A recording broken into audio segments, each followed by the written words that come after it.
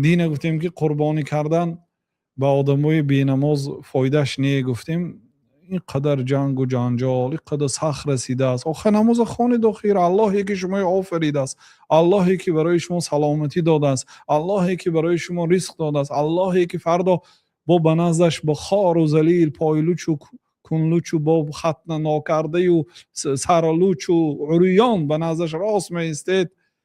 پنگه با پرسش از نماز بود برای چی خفه میشید؟ نماز هر کی میخونه برای خودش میخواند، این و ای داملای جد خطا کردی و خیلی خطا کردم. تو برو بیان کن شریعته. داملا همینجا اشته خطا کردی درباره تارتی ناس و سیگاری قدر مردم نوشتیان. سبحان الله. نعوذ بالله. ممکن نیست قصدن از نام شریعت چیزی که شریعت نگفته است و گفتن به مردم. حرام است هر چیزی که از نام الله تعالی یک چیز حرام، حلال، فاسد، صحیح، اینو جوابگری دارد. عبدالله بن مسعود رضی الله عنه میگن که من وقتی فتوا میدهم خود را بین جنت و دوزخ مانده فتوا میدم. علما میترسیدن. محمد امین شنقیطی رحمت الله علیه وقتی که پرسیده میشد از مسئله هایی که نمیدونستن، وقتی تکرارا پرسیده شده آدمو فکر کرد که میداند و یعنی که از احتیاط و از خاکساری جواب نداده، بعد به زانو نشستن. همه کار کنید لیکن چیزی که نمیدانم نپرسید. چیزی که نمیدانم نپرسید. لا ادری، نمیدانم. اون کتابشو نمیخونید. یک عالمای کلام وقتی که بار اول میبیند حیران میشه. یک عالمای مشهور بار اول محمد امین شنقیطی در حیاتش میبیند حیران میشد که همین خیلی آدم حالی هم در همین زمانه ها پیدا میشون است گفته. لیکن با وجود این میگوید که من نمیدونسته که چیزی من نپرسه. کسی نمیدونه باید گپ نزنه.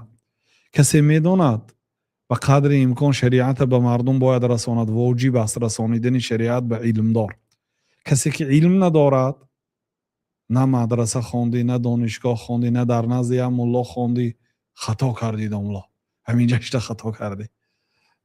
مالی اگر خطا کرده باشیم ما وای نوار حذف میکنیم، برآمده پگاهش میگویم که برادرم من دینه در فلان نوار خطا گپ زدم، حقش تغریش این خیلی است، این باید هم خیلی شود. لیکن آخه شما برای چی بی علم گپ میزنه؟ برای من برادرای عزیز، این نماز ستون دین است. اینه به تمام دنیا قیاس کرد نمیشه. 2 رکعت سنت ولی فرض عصر اون طرف استاد.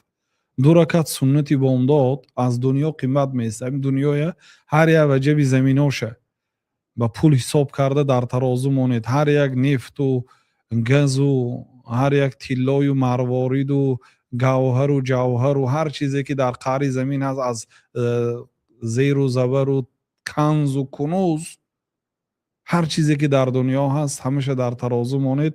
2 رکعت سنتی بامداد خیر من الدنیا و ما فیها، از دنیا و از آن چیزی که در دنیا بهتر است. برای همین یک آیلی که مثلا بگذار آیلی که $1000 باشد، $10,000 باشد، نخواه نماز عصر قضا کنید.